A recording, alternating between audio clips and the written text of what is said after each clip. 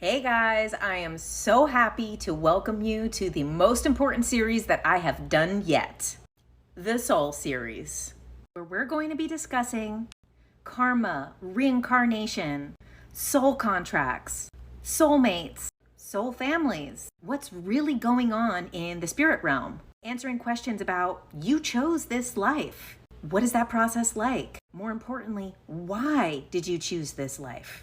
To come here to this earth school where we're all here learning. And more important than anything, we're going to be discussing soul purpose and life missions.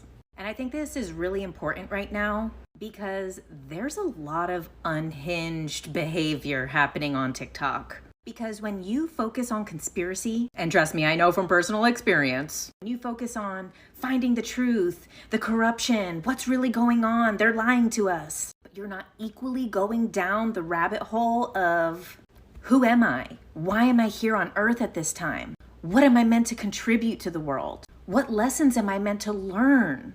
How do I forgive? How do I find my purpose? Then you can really lose sight of what matters. And if you don't stay connected to your heart, to your soul, to your purpose, then you unintentionally could end up manifesting a new world order timeline because you're so focused on the conspiracies that you can lose sight of the new earth timeline. You need to know that no matter what's going on in the world, if you're here right now on this planet, then you were meant to be here. So I'm really excited to share all of this information because this is what keeps me grounded and sane and keeps me positive as to where everything is going in this world. Okay, so let's talk about my sources that are coming up in this series. Since majority of this information is going to come from 4 books, let's give an intro to these books. So first we have Between Death and Life by Dolores Cannon. As we know, Dolores Cannon was a hypnotist whose unique style of hypnosis allows the person to ask questions directly of their higher self. The biggest focus in this series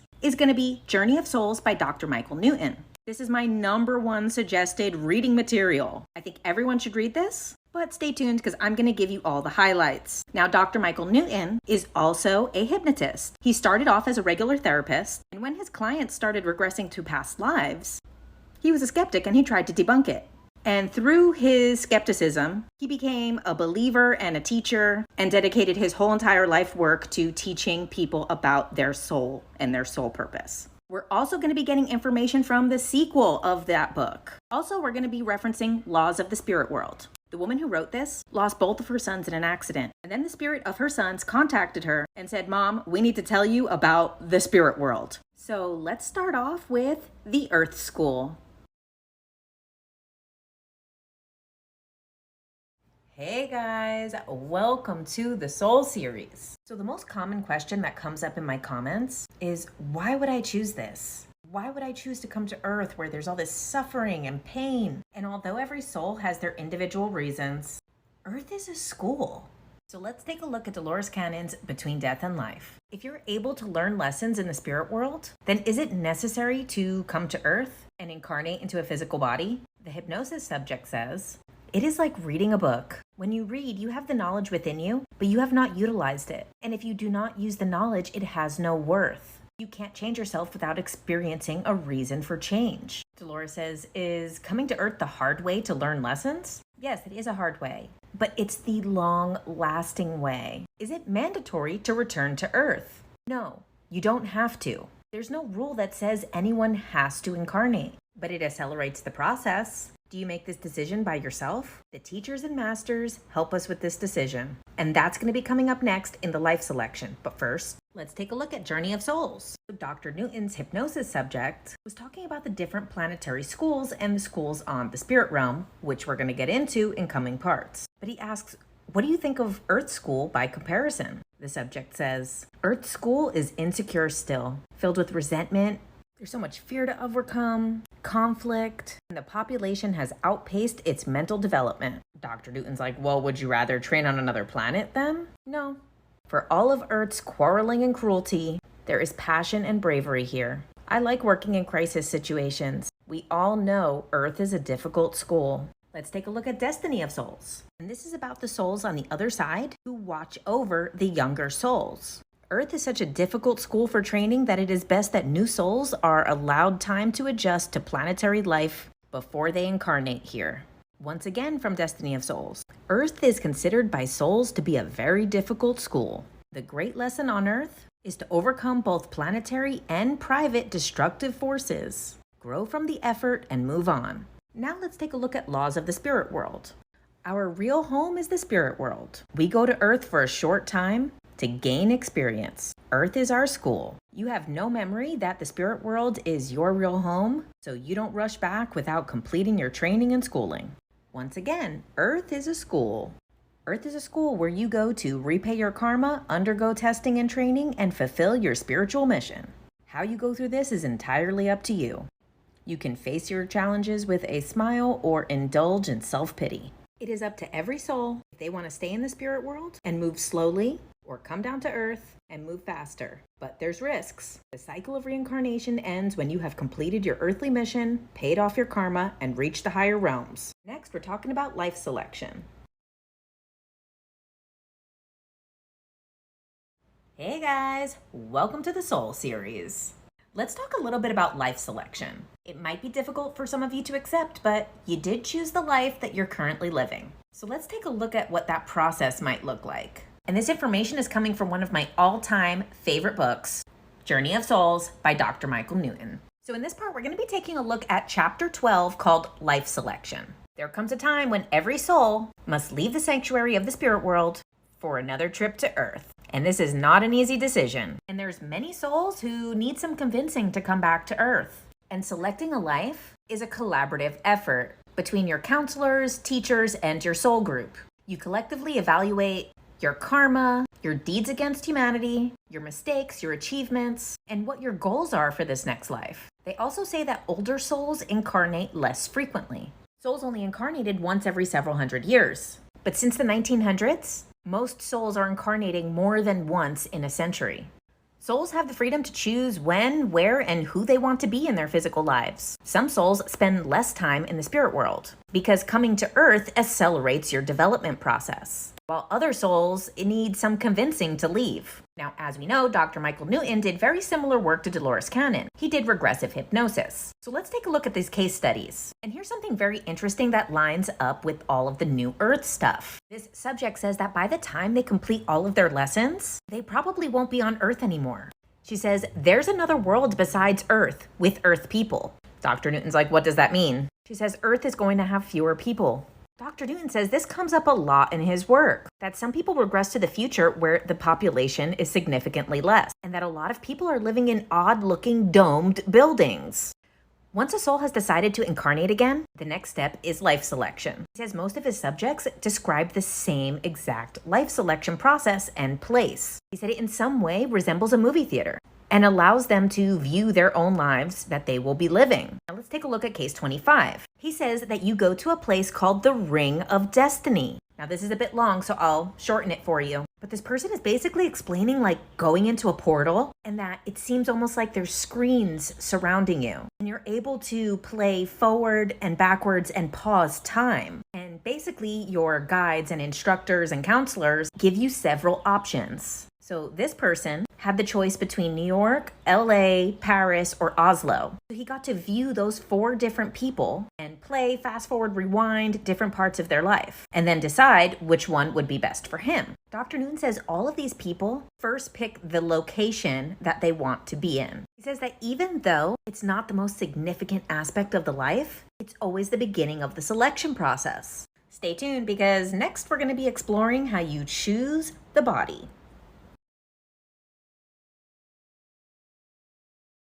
Hey guys, welcome back to the Soul series. So I wanted to give you a little more information about the so-called Ring of Destiny. So we're going to be getting this information from Destiny of Souls, which is the sequel to Journey of Souls, where Dr. Newton digs deeper into some of the concepts that we explore in Journey of Souls.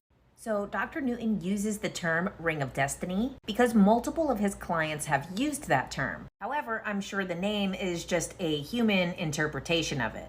And it's considered a screening room of future lives. So it said this place is seen as a sphere containing highly concentrated, force fields of glowing energy screens. Now, there are many spiritual libraries, and we'll get into that more later in this series. He says that most of his subjects describe this place as being like a dome, and that they are surrounded by floor-to-ceiling panoramic screens. He says, however, some of his subjects have viewed it as 2 or 3 screens surrounding them and not a panoramic view. And those people see themselves on an observation deck where they are looking over all the screens. These screens are showing them the possibilities of the lives that they could choose to incarnate into, some of the crucial events, and even some of the other people who will be involved in their lives. Although at this time it's not clear which souls will be playing those parts in their lives. These screens are not only for viewing, that they can actually enter into the scene and feel what it's like to be inside of the body.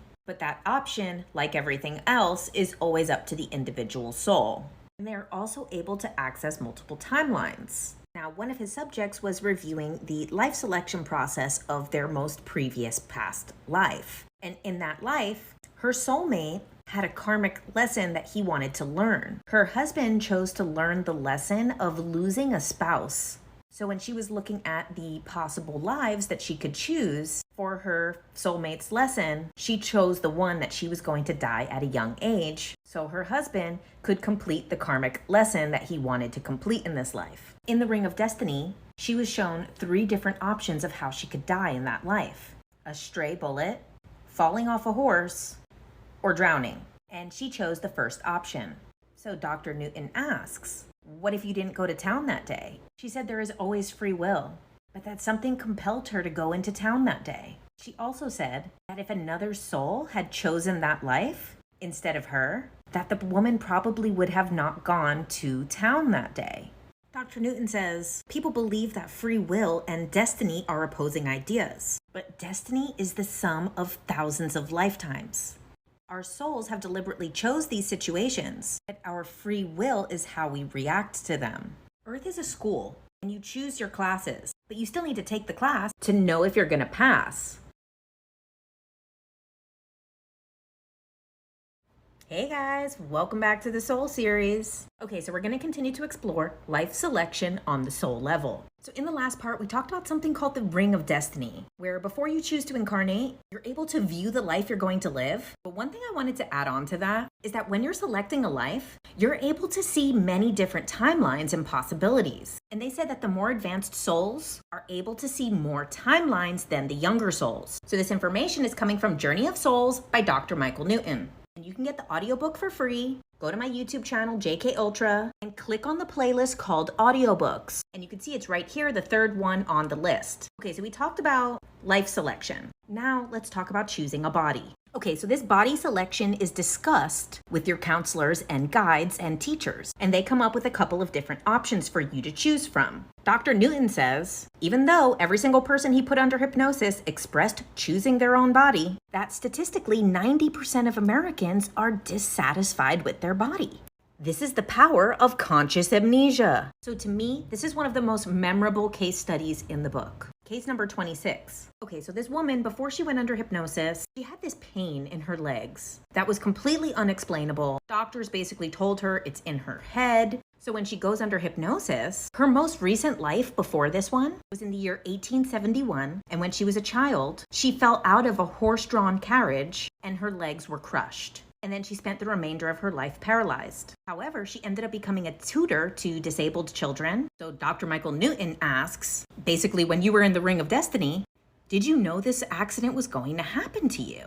And she said yes, that this was why she chose this life. So he's like, if you chose a life to be paralyzed, what about the parents? And she explains that the parents she chose in that past life, that they were old and they always wanted a child. That she basically ended up being like a miracle baby, but that they were very lonely. And they never really wanted her to get married and leave them. So Dr. Michael Newton is like, what if another soul chose that life? Would she still have become paralyzed? And the woman says that she did see the other timeline of another soul choosing that life. And that she would have been a grown woman with normal legs, would have been unhappy, trapped in an unrewarding life. She says that not only would her parents have been lonely, in that other life, she would have never helped all of those disabled children by inspiring them. and that looking back, she was extremely proud of this life that she lived. So Dr. Newton gave her some post-hypnotic suggestions that she wasn't going to feel the pain from that past life anymore, and the pain in her legs in this life disappeared. So we're going to continue with this life selection process. Coming up, we're going to talk about the psychological aspects, and that the mind of this physical human body they're about to choose is the most vital part of this selection process. Stay tuned.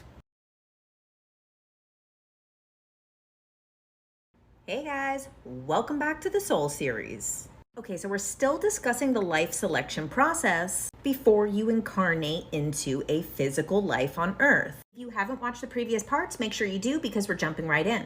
Once again, this information is coming from Journey of Souls by Dr. Michael Newton, and we're still exploring chapter 13 about choosing your body. So in the last part, we discussed some of the physical ailments that play a factor in choosing your life. But in this, we're going to discuss some of the psychological aspects and some of the emotionally charged events. Case 27. Dr. Newton says that this was one of the most emotional sessions that he ever facilitated in his career. So this guy was a successful entrepreneur. His employees hated him, and he was terrible to work for and wanted to punish his employees. So when they were talking about his upbringing, this man had been abandoned when he was 1 week old on the steps of a church in Texas. He was eventually adopted, but his adoptive parents were cruel, and he ran away from them when he was a teenager. And he felt like if he was kind to anyone, that he would just get hurt again. Okay, now your subconscious mind remembers every single thing that has ever happened to you, whether you consciously remember it or not. So Dr. Newton regresses him to the day he was abandoned on the church stairs. So this is very emotional. He relives the words that his biological mother told him when she left him that day. She told him that she loved him and that she didn't want to do this.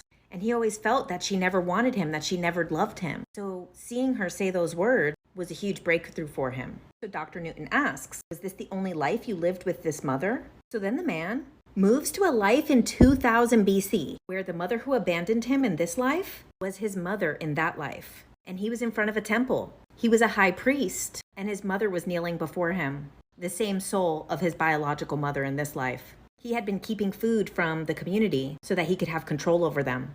His mother stole food to give to the people in the community. He felt if he showed his mother any mercy, he would lose his power, so he ordered for his mother to be killed.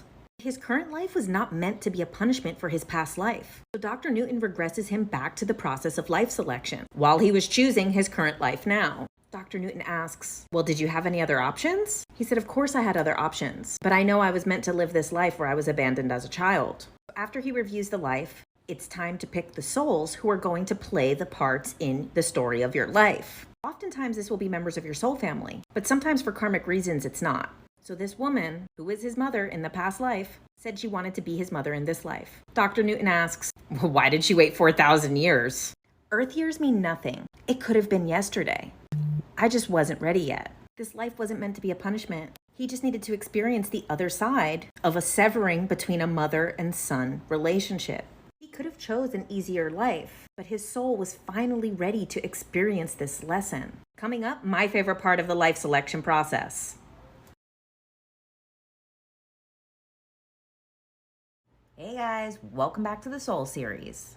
Now let's talk about the most beautiful part of life selection. This information is coming from Journey of Souls by Dr. Michael Newton. Chapter 14, Preparation for Embarkation. So after you select a life and a body, and everyone has agreed to play their part, there's one more important step.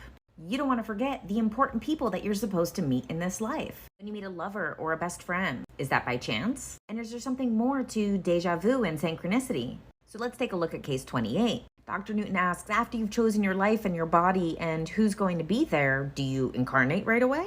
He says, I have to go to the recognition class first. And this is where all of the important souls in his life have a final meeting. And there's a teacher there.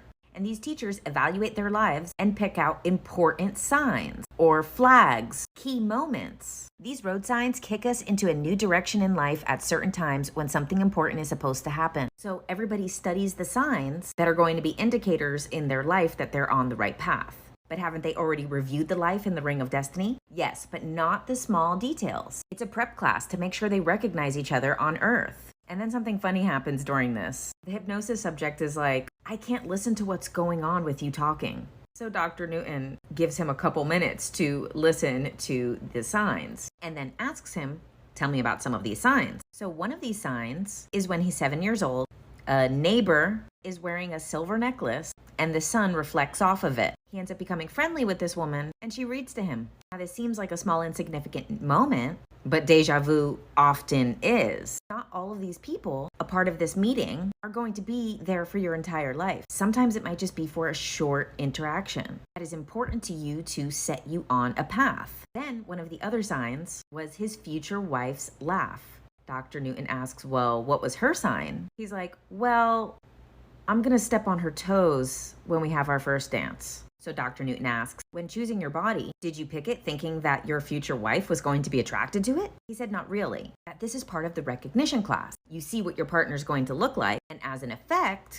you're attracted to them when you meet them. And then Dr. Newton shares his own story. So when he was younger, he saw an ad in a magazine for a watch, and there was a red-haired woman. And the ad said, to Peggy. He says he had a weird sensation when he saw this ad. And then years later, for his 21st birthday, he was given that same watch as a gift from a family member. Then, several years later, he was doing a load of white laundry, wearing the watch, and looked at the watch, and he got this feeling. It's time to meet the woman in white. And he had a feeling that he had to go right now. So he goes to the hospital looking for the woman in white. And he ends up meeting Peggy, who was a red-haired nurse dressed in white. And they talked for 4 hours. After the conversation, she told her coworkers, I just met the man I'm gonna marry. And then him and Peggy got married. Now that we've looked at life selection, and we've seen several cases of people choosing lives even though they knew they were going to be difficult, let's take a look at what could be considered bad lives. This information is coming from Dolores Cannon, Between Death and Life. Chapter 7, So-Called Bad Lives. God is not vengeful or hateful. There is no such God. He has no use for retribution. Punishment is not a part of his plan. There is enough punishment on your world as it is. The concept of karma is an effect. It is not a cause. Dolores says, then why are some people depraved? Why do some people have easy lives? Why do some people have difficult lives? Perhaps because you are looking at it from one lifetime. If you were to look at your entire soul's progression of over 100 lifetimes, you would see that not all are easy and not all are difficult. You choose the experiences that are appropriate for that lifetime. The lesson is the fruit of the lifetime, not the experience. What is the purpose of reincarnation? To correct what someone did in a past life? The purpose is to learn more, for you can never learn all there is to know from one lifetime. And these are lessons that you assigned to yourself. Dolores asks, are there only good spirits in the spirit world? There's only evolving spirits. No such thing as good or bad. But what about bad lives? Some people are not dealing with the lessons that they signed up for. Many feel that they have no control over what happens to them, and this prevents them from working on it. Does everyone have to experience bad lifetimes so that they can learn? We would not say that one has to. However, many choose this method of accelerating their learning process. Physical form is not your true state, so some choose lessons that are more difficult to accelerate the learning process so they can incarnate less. There is no rule that says bad must be experienced. However, much insight is gained from those experiences. It's not a rule, it's a fact. Do people choose negative experiences for their growth? Many do. Dolores says, it would seem no one would want to have bad experiences. One should look beyond the experience itself and look at the lessons gained in order to understand why they would choose an experience. Are some of these negative experiences payback for what they did in past lives? We would not say payback. That's an inaccurate interpretation of universal law. Although sometimes people will be on the other end of the stick in order to be enlightened to the reason something could happen. What about people who seem to not learn anything and keep making the same mistakes? They will eventually learn, and then they would not have to repeat the same mistakes. Dolores says, I've been told there's no punishment no matter what anyone does. There most certainly is punishment, and the worst punishment of all is the one which we deal ourselves. We are our own judge and jury. We decide what is appropriate behavior, and we must decide our own penance. There are situations where a soul's judgment has become so clouded they can't see their own mistakes. In that case, higher guides, teachers, and masters will assist these souls in gaining a better perspective on their actions. There's always free will, but there is also guidance, and universal laws are at play.